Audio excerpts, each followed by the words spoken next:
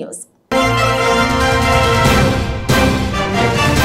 ఒడిశా రాష్ట్రానికి చెందిన lorry ITC కర్మాగారంలో జామ లోడును దించి తిరిగి వస్తుండగా భద్రాచలం పట్టణంలోని బ్రిడ్జి రోడ్డు నందు ప్రధాన రహదారిపై నిబంధనలకు విరుద్ధంగా కారు రివర్స్ చేస్తుండగా సారపాక మీద నుంచి అతివేగంతో వస్తున్న కారు అదుపు తప్పి లారీని ఢీకొట్టిన ఘటనలో పెను ప్రమాదం తప్పింది.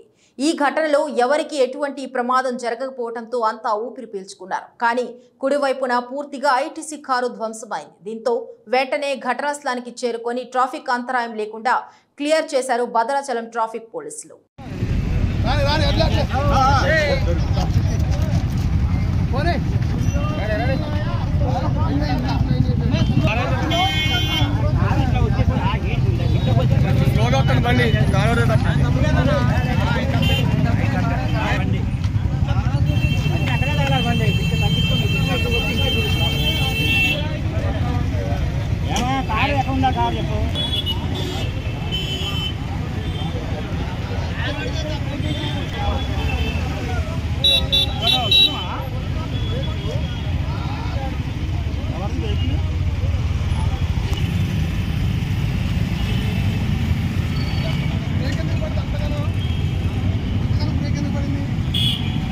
Thank you.